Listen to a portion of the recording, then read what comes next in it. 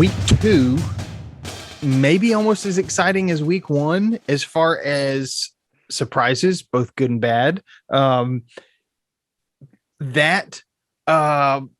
Look, we're just looking ahead to now. We're getting more SEC teams playing each other. That really kicks off next week. But this is week 3 for SEC football. This is the third Saturday in October podcast, the SEC tailgate podcast for the rest of us. Find us online at thirdsaturdaynoctober.com, where you can get links to all of our social media, find our YouTube channel where we broadcast the podcast, and get our Tailgating 101 cheat sheet. It's college football. Everybody cheats, right? So cheat with your tailgate as well. I am Tennessee Bradley. Here with me as always is Alabama Chris. Welcome to week 3. Roll Tide, baby. We're going into week 3. I'm loving now that we have a couple more SEC games, like you were just mentioning a second ago. It feels good. It's like at the first couple of weeks, I always consider like cupcake weeks, but now my mind is really starting to change because there's a lot of fun that happens then. But the more we get into SEC play, my mind starts to narrow, like looking towards Atlanta at the SEC championship. And then when these SEC playing or these weeks where, especially starting next week, when it's so much SEC play, it's just my favorite time of the year. So I'm pumped to continue going and looking forward to seeing 2 more SEC matchups this week. Yeah, well, we've got a lot to cover this week, so let's just jump straight into it. First, I just want to say condolences out to a lot of people in the SEC football community. Monday, Kevin Falk's daughter passed away, a 19-year-old daughter. Kevin Falk played at LSU in, was it the mid-90s? Had a long NFL career as well, back with LSU now. And so he's running backs coach, right? Yeah, running backs coach. Yeah. He's not with the team right now. And Orgeron said, not sure that they're going to have him back for Saturday, kind of letting him go do whatever he needs to do. So that was terrible news this week. Then from Tennessee camp, Paris Harrelson, who in the mid 2000s, like 2005, he was part of the defensive line and a defensive unit at Tennessee that was just fantastic and had terrible offense. So it was kind of wasted, but he was a terror on the defensive line. He passed away this week suddenly as well. He was only 37. And then someone who's worked with Alabama, Florida State, I think Georgia as well. I thought I heard Georgia too. Yeah. He's like mental conditioning, which I thought very interesting. Kind of an analyst, part-time analyst. Nick Saban had worked with him when he was at the Dolphins, brought him on at Alabama as well. You could see him on the sidelines quite a bit. Trevor Mulwad, I believe is how you say his last name. He passed away after a battle with cancer. And he only 41 or something. Yeah, he was pretty young as well, in his 40s. So three very young people leaving this earth too early. So all of our condolences out to friends and family of the Falks, the Harrelsons, and the Mulwads. Terrible news to get during our favorite time of year. All these people very much ingrained in SEC football. So very sad to hear that this week. Yeah. Trevor specifically was one that I've started watching some YouTube clips, because he's all about like getting your brain right. And if you can do that, he works a lot with Russell Wilson, mental conditioning. And so I've been following him just as an admirer of his expertise in mental conditioning, only to find out posthumously after he passed away that he was involved with college football. Like, I guess he was with the Miami Dolphins when Saban was there, and then they both came to Bama. He was with Bama, I think 8 years or so, and working with other places, but I never knew his connection to college football until, and so it's just so sad, but such a brilliant mind, talking about trying to calm the noise in here and staying on task, even when things are falling apart all around you. So I'm going to continue to grow from and learn from his work even after he's gone. But that and Paris and Kevin Falk's daughter as well. It's really sad. So just thoughts and prayers go out to those folks, and continue to think about them this weekend as we all go have fun that they're struggling this week. Absolutely. Well, let's then try to move on to some better news for most of us. Last week, everybody except for Tennessee and Missouri coming away with a win. Here are my surprises. Tennessee, am I surprised that we lost in that fashion? Not necessarily. I was surprised at how many penalties. Week 1, we did really well. 134 yards in penalties. That was shocking. Other shocking news was how well Hooker played. He threw an interception late, but I don't really blame him for that. You're trying to make things happen. You're trying to force things, because if you don't make a play, the game's over anyways. So that was interesting. Auburn showed up. That surprised me. I think the biggest thing, and I just want to say, I was the only one who got this pick right. In our I know you're about to say. Woo pig suey. Yes. Texas is back to mediocrity. I said this maybe just in comments on your SEC Media Days notes on Arkansas. I think Sam Pittman can put together a real special season at Arkansas. Yeah. Is it sustainable? I don't think so. It's Arkansas.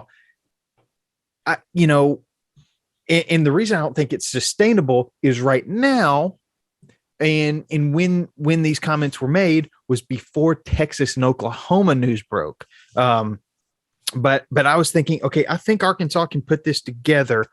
I didn't think it'd be this year, but who knows? With Alabama in the West, I think it's tough. But they just beat Texas. Can they do that again next year if Texas is in the West, in the SEC? What do they do against Oklahoma? I don't know. Arkansas, woo pig, man. And watch, you want to get excited, go watch Sam Pittman's speech in the locker room after the win. I agree with him. People all over the state went to church the next morning with their chest puffed out, went to the grocery store, wearing Arkansas Razorback paraphernalia, just really excited about that win over Texas. Man, that was the biggest surprise for me as well. And like, good foresight on your end to know what was going to happen, because I knew it. I knew what was going to happen. Yeah.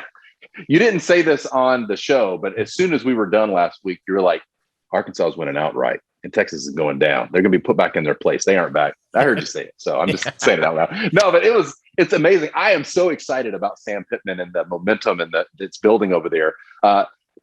Looking forward to next year, or whenever Oklahoma and Texas are there. It's nice to see that, like, even Oklahoma is currently sitting second or third in the nation in most polls.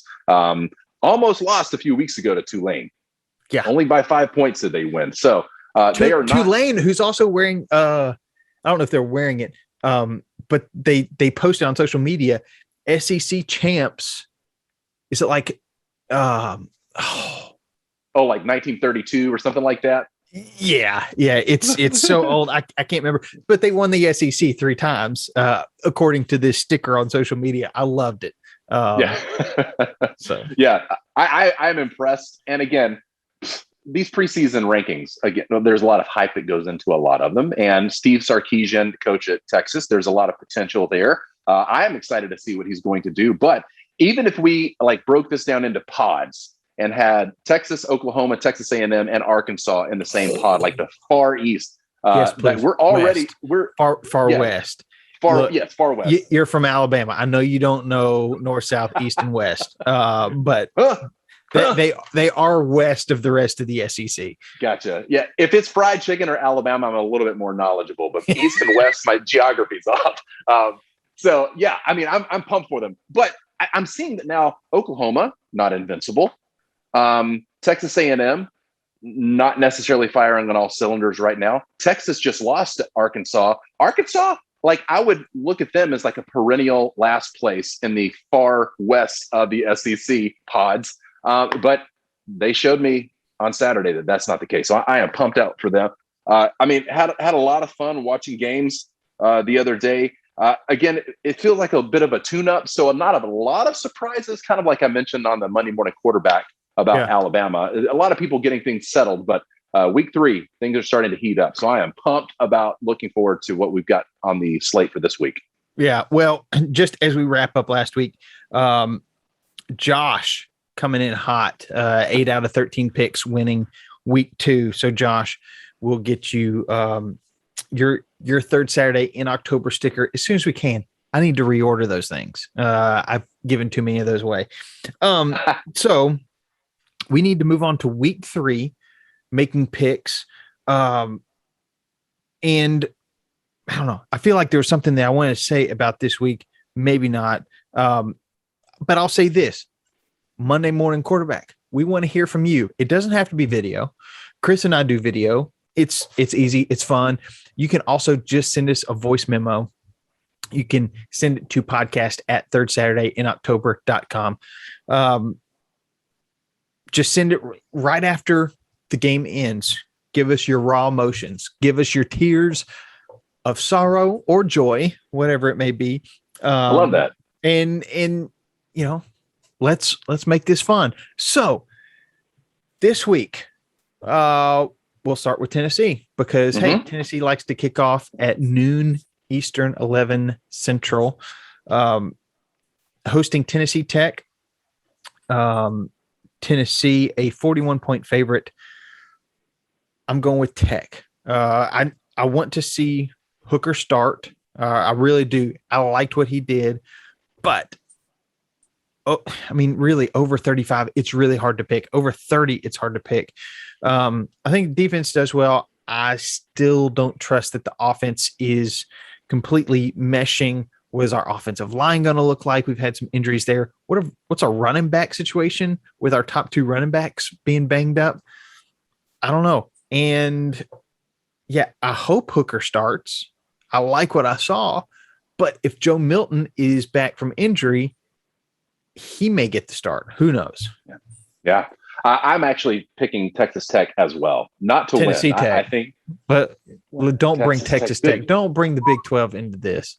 I've got so much Texas on my brain. I apologize, Tennessee Tech. I'm never going to call you Texas Tech again. I am also picking Tennessee Tech not to win by any stretch. I think that Tennessee wins this comfortably. But I feel like the week before you're playing Florida, like this week, you've got to get everything ironed out, ready to go, because you want to be your best next week. So this week, it's like making sure everything is where it needs to be. And because of that, maybe it's a little lower scoring game to get some other people some playing time. Again, if they start to pull away in the scores. So I don't think they quite hit 41, but I do think that they win at least 3-4 touchdowns on Saturday. So Tennessee Tech, but Tennessee for the win. Yeah.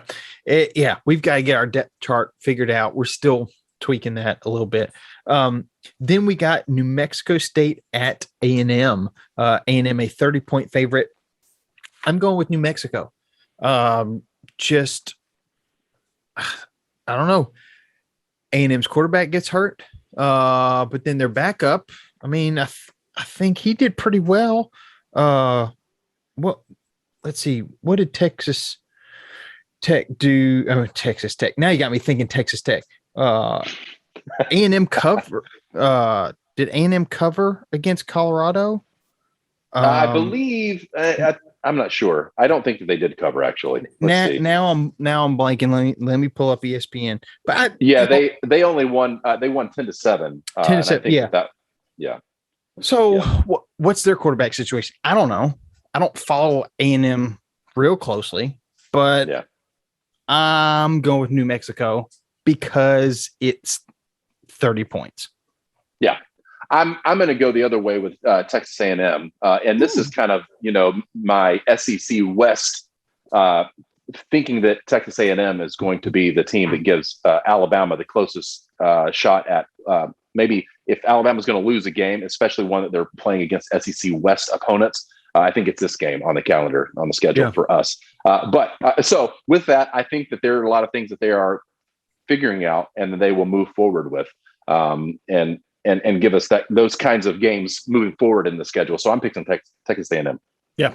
And then we've got Chattanooga at Kentucky by 31. I like this offense. I'm going with the Wildcats to beat the Nooga Noogs. I don't know what Chattanooga's mascot is. The Choo-Choos, Chattanooga Choo-Choos. It should be, if not, yeah. Yeah. Kentucky's going to give Nooga the Noogie. Noogie. Yeah. Yeah. I think that they're going to give them a Chattanooga. Now I can't say it. I think they're going to give it to them as well. Hashtag Chattanooga. Yeah. Kentucky was one of those teams that I didn't have a lot of high hopes for at the beginning of the season, but now I'm seeing why I was proven wrong by people like you and other sports commentators out there that are high on Kentucky. So I'm warming up to the Wildcats this year and think that they're going to bring it to them. So yeah, I say that they give a Chattanooga to them this weekend and beat them by at least 31. And then we got Southeast Missouri State at Missouri. Missouri, a 34-point favorite. I'm going with Southeast State. I don't trust Missouri. I'm not sure if I don't trust their offense or their defense. But I don't know that 34. I think it may be 30 points. But I think they get up and maybe start working on some second, third, fourth stringers. Southeast Missouri may close that spread, cover that spread. So Southeast State is where I'm going. I'm actually taking Mizzou in this one. Again, I'm looking forward to them doing what they can to have a great year. I think that, again, this is the last week we're going to have multiple games with these kinds of spreads. I just got to assume. I mean, 23 points, 34 points, 31, 30, 41. And we're just halfway through at this point. But I think that Missouri has the potential to pull this off. And I'm going to go SEC, go Missouri, and let's do this. Yeah. Then we've got Alabama at Florida. Alabama going to the Swamp. This is a spread that shouldn't be this big, but is, and some may say it's not that big. Alabama by 14.5. But this is supposed to be against the best or second best team in the East. I'm going with Alabama. I just don't see him slowing down. And what's Florida doing at quarterback? Dan Mullen says there's no quarterback controversy. But I don't know. The fans seem to think different. Yeah. So I'm going with the Tide. Yeah, I'm picking the Tide as well. By the way, ESPN, I just love this headline from one of their articles recently about Dan Mullen, that he's like half Darth Vader and half Yoda. And somehow that really matches. But I think to me, this quarterback controversy, I mean, like Jones is what Mullen is saying is his starter. Yeah. The guy's had 4 interceptions and 2 touchdowns at this point. Again, only 2 games, but let's look at the competition where Richardson, I feel like, is performing better. So here's my thought. Like, why would Mullen do this now, 3rd week into the season, going against Alabama? I think it's a trickeration thing. I think he's trying to make Bama's pre-game preparations off kilter because we don't know who we're preparing for, sort of thing. That's my thought. I don't know. And again, I am more than willing next week to admit I was wrong here, but I don't know that Bama and the defense and the level that they're performing at, although not perfect, I don't know that they're going to be swayed so much in this a quarterback, like who's going to be behind center, that it throws them completely off guard. So I'm wondering if this is after Bama, we will be more decided on who our starter was going to be, but let's make this interesting against that Alabama defense. And yet with all that said, I still think Bama takes it home 14.5 points at least. Yeah. And, I saw another article, or it could have just been like a Facebook post or Twitter or something that said Jones versus who's their other quarterback? Richardson. Richardson. Making that decision, you've still got Grantham as your defensive coordinator, and people just get so furious with him because he likes to blitz almost every play, which means you get a lot of quarterback hurries, a lot of quarterback sacks, but it also leaves your secondary exposed to big plays. They were saying, can Dan Mullen not make the hard decisions? Can he not make the decision to fire Todd Grantham and go find a better defensive coordinator? Can he not make the decision to bench Emory Jones, who, everybody thought was going to, after Kyle Trask was going to be this awesome quarterback, and 4 interceptions to 2 touchdowns, not a good stat line. And then you bring in your reserve Richardson, and he looks like the real deal. So, can Mullen say, you know what, I was wrong at first? That's what some people are saying. So we'll have to see how that plays out. Is Mullen who we consider kind of the mad scientist coach of the SEC? I think Would we give him that moniker? I'm just thinking, like, it doesn't make sense, but maybe because it doesn't make sense, it's a classic Mullen move, because it's not supposed to make sense. It's supposed to make us scratch our head and go like, why is Mullen doing this? All the while he's got this game plan that he's very ready to execute. Yeah. I think he's too worried about his shoes, whether it's what he's wearing or what his team's not throwing. Literally throwing the game away last year. Then we've got Georgia Southern at Arkansas by 23.5. I'm going with Arkansas solely because, one, I don't think Sam Pittman's going to let them get too high. He was encouraging them to go celebrate the win against Texas. Yeah. But the way he does things from afar, again, I'm not an Arkansas fan, but just the way that I'm seeing things play out, I think that he's going to have his team ready and say, hey, we need to go execute. We need to make sure we take care of things. And they win by 4 touchdowns or so, which would cover the spread against Georgia Southern. Yeah, I think that Pittman's got them in the right headspace, got the right mindset. And I think that they take this. Again, the Georgia Southern Eagles right now are sitting at 1-1. They're not looking to make much of a play here. So my decision is Arkansas is definitely going to win. And, again, my opinion, but will they cover? And I think this momentum, it's like, let's prove that last week wasn't a fluke. Let's prove that it wasn't Texas failing. It was us succeeding. So I'm going to say that Sam Pittman and the Arkansas Razorbacks come in there and give us more reason to celebrate. Yeah. Then we've got Mississippi State at Memphis. Some people say Memphis is the best team in the state. I don't know. Mississippi State, you never know what you're going to get. And Mississippi State only favored by 3. I'm getting crazy. I'm going with Memphis on this. Mainly because it's in Memphis.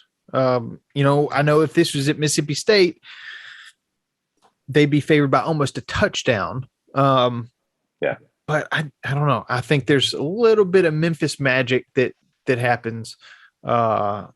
We'll see what the old air raid pirate does, but I'm going with the Tigers.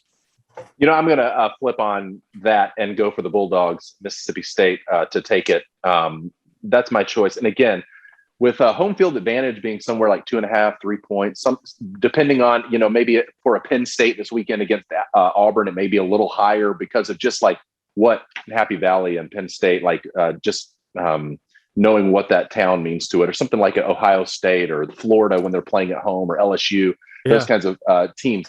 But with that, it looks like that Memphis is probably a touchdown better as far as when you look at how much they're being given plus home field advantage. But I don't know. I'm sticking SEC here, so that's why I'm picking the Bulldogs.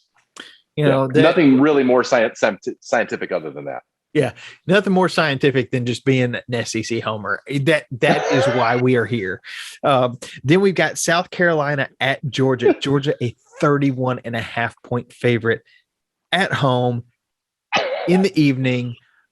I'm going with the Bulldogs. I don't know what JT Daniels' status is, but we've got Stetson, who played last year, the mailman.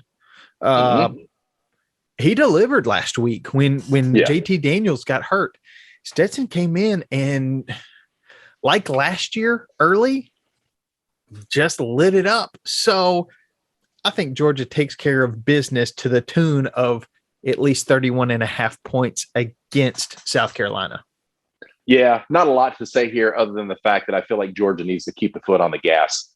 They've got South Carolina this week, Vanderbilt next week. So as far as their SEC play goes, by the end of September, they're getting into maybe some more difficult games, and they need to keep proving why they're number 2 in the country right now. So I'd say that Georgia takes this. And I just have to mention just a second ago, we've been saying for years that we're not about the stats here. So we go by feel here, third Saturday in October. So just talking about the last pick on, the scientific approach of just assuming they're in the SEC, they'll win. Yeah. That's sometimes as far as I have to go. Yeah. Hey, my gut is getting bigger, so that means it's getting better, right? They say it's a second brain. And then we've got Auburn at Penn State. Penn State, a 5-point favorite. I don't know. I'm hoping the Bo Nix we saw last week is the Bo Nix that stays. What's up, points? I don't know if Auburn wins, but I think they at least cover. I think this could be an exciting game. You've got James Franklin taking on the SEC once again. For Vanderbilt, he was pretty successful. Obviously that's how he got the Penn State job.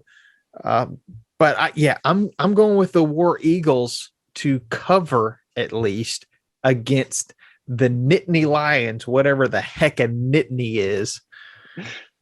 I think it's like one of those things on your shirt that you just have to pull off. Like when you get like a hangnail, like pulls a string. I think that's a Nittany. So It's like Lions with issues with their shirts. Yeah. You know what? I am going to totally contradict myself from a second ago talking about how we don't talk about stats here, because I'm going to throw a stat at you that I thought was kind of interesting and worth bringing up. Sometimes these headlines, they go really deep to find some type of statistic or talking point. So this is Auburn's first Big Ten road game in 90 years. First Big Ten road game in 90 years. So I don't know how long it's been since they played somebody in the Big Ten. And maybe they were talking about they will often play them or once or every 10 years or so in a bowl game or something like that. Maybe have hosted or done on a neutral site or something. But their first road game, and with the road, so that was a weird thing. But here's what I actually want to talk about is that Bo Nix is 12-2 at home. He's 5-7 on the road. So if it's 19 games, 7 of them he's lost on the road, and only lost 9 games total. So I don't know. Again, that stat is showing me that he's got some issues when he's not at Jordan-Hare. So, and again, I say Jordan, not Jordan-Hare, but that's just me. From Alabama, right down the road from the place, but I still call it Jordan. So I'm sorry for all of you Auburn guys who call it Jordan-Hare.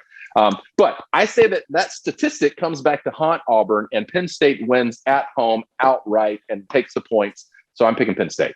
Well, statistics, just like records, are meant to be broken. So I'm going with Bo Nix. Then we've got Central Michigan going down to, I guess it's down in Death Valley. I haven't paid attention. Central Michigan at LSU is how it's listed. LSU by 19.5. I'm going with LSU. I don't know. It's Central Michigan. What are who are they? Division I? Surely. But yeah. Come on, LSU. Come on, Bayou Bengals. Let's rebound and find some life. Let's get this season back on track with a win against Central Michigan by 3 touchdowns.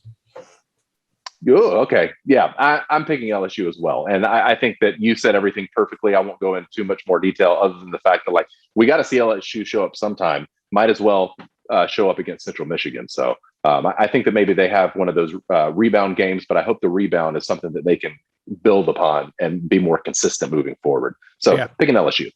And then we've got Tulane at Ole Miss. Ole Miss a 14-point favorite. Before we make the picks, Chris, you reminded me of this before we started recording. Lane Kiffin making the case, Eli and Peyton Monday night. You could either watch the normal Monday night game, or you could watch Peyton and Eli watching the game, breaking it down, and it was like an alternate telestream. Yeah. They've tried this with like QB rooms and different things, but Peyton and Eli, brothers, they had Russell Wilson. They had a couple other people on that would just come on for a few minutes and talk to them. I've only seen segments. It was great. So I'm going to have to catch another one of these. But when Ole Miss and Tennessee take on each other later this season, how awesome would it be to have that Peyton and Eli, throwing zingers back and forth? I love it. We'll see if ESPN, SEC Network, whoever can make this happen. I'm all for it. I think it would be awesome. Me too.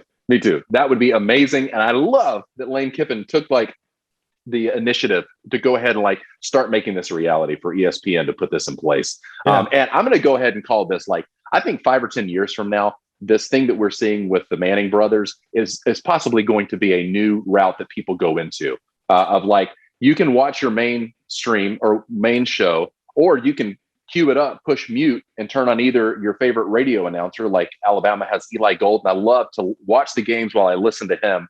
But I think in the future, it's like ESPN, why there's no reason other than maybe taking market share away from that mainstream, why they don't have 2 or 3 alternate feeds for several of these games, especially big games. I know that they've started doing this more and more with national championships and stuff like that. So I see this growing as a niche part of how you can be even more of a diehard fan, because you can tune in to watch the Manning brothers versus the normal guys that would be calling the game. So bring it on, ESPN. I want to see those Manning brothers call Ole Miss and Tennessee in a few weeks. Yeah. Well, and if you have ESPN Plus, the subscription, you can see Peyton's Places, 2 seasons of it. It's great. If you love NFL football or just football in general, it is some great entertainment. And Eli's Places just started this year. So Eli is doing the same thing, but with college football. Ooh. So go check that out. I've watched the first episode. I need to catch up. There's at least one more episode out, I believe. But he goes to the site of the first college football game, which is now a parking lot. He meets up with Jon Stewart. It's awesome. It's lovely. So go watch Eli, who is funny as well. I don't know what it is about the Mannings. They don't take themselves too seriously, and I love it. So we got to pick this game. Tulane at Ole Miss by 14.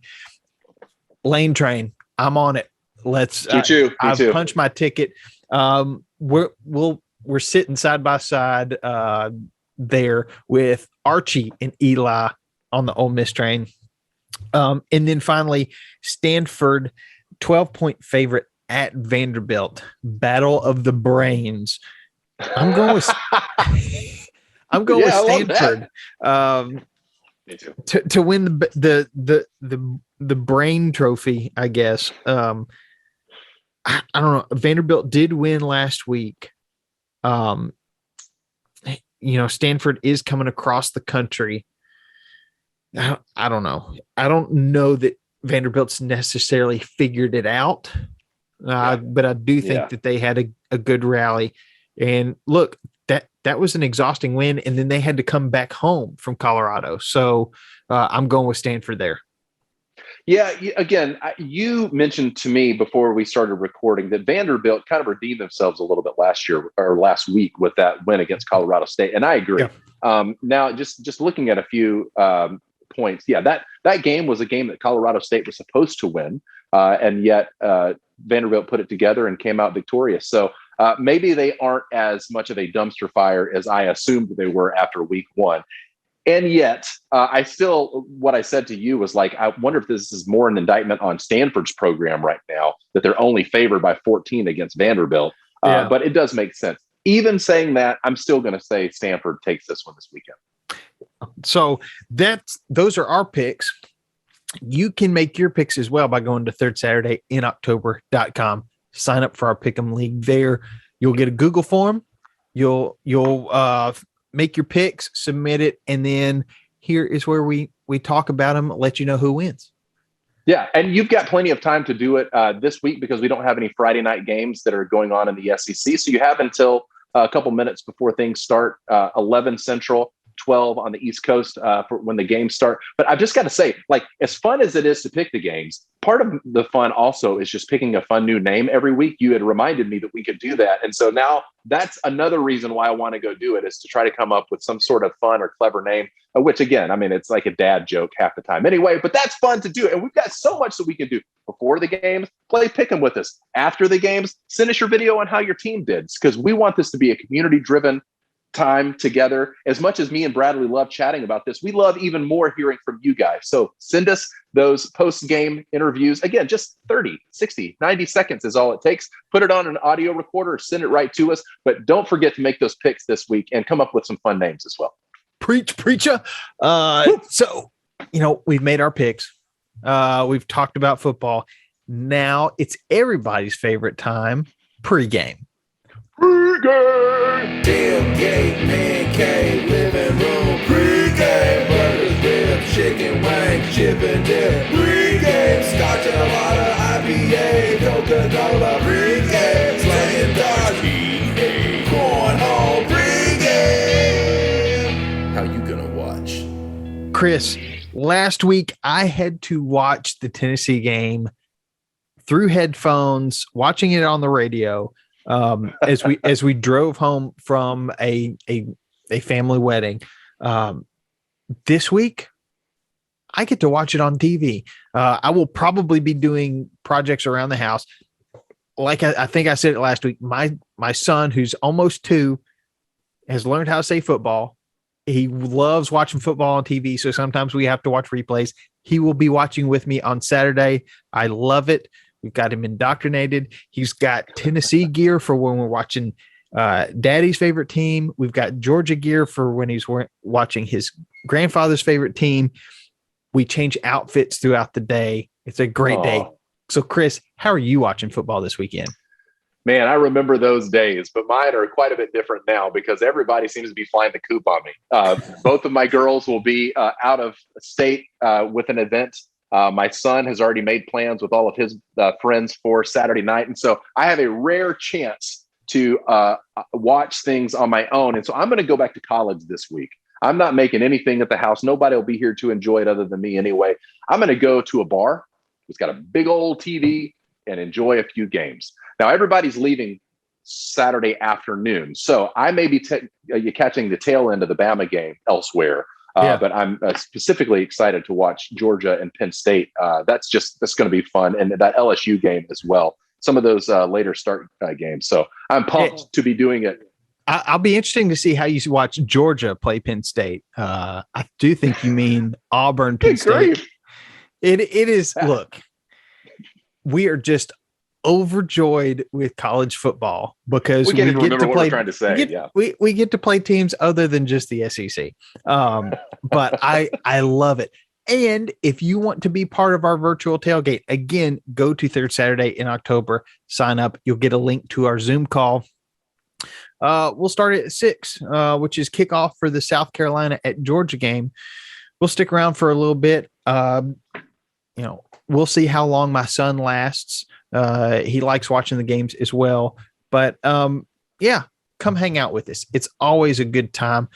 We love being the SEC tailgate podcast for the rest of us because it's a family-friendly atmosphere. Just come hang out. You don't have to stay the whole time.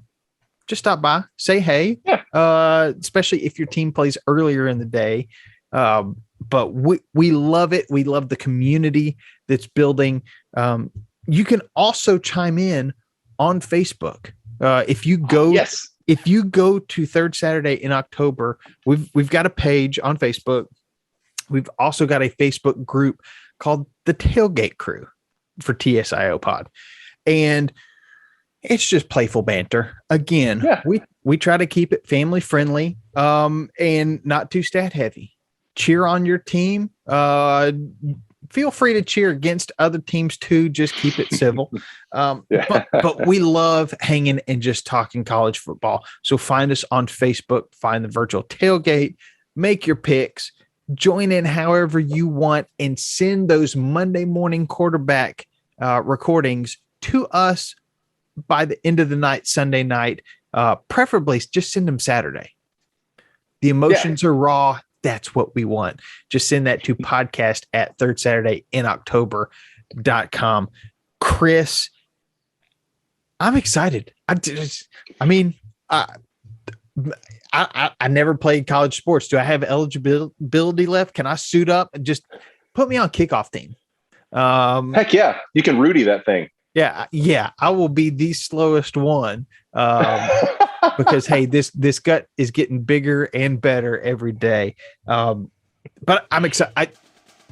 I'm just gonna say this: roll Vols, baby. Roll Vols, man. Let's do this.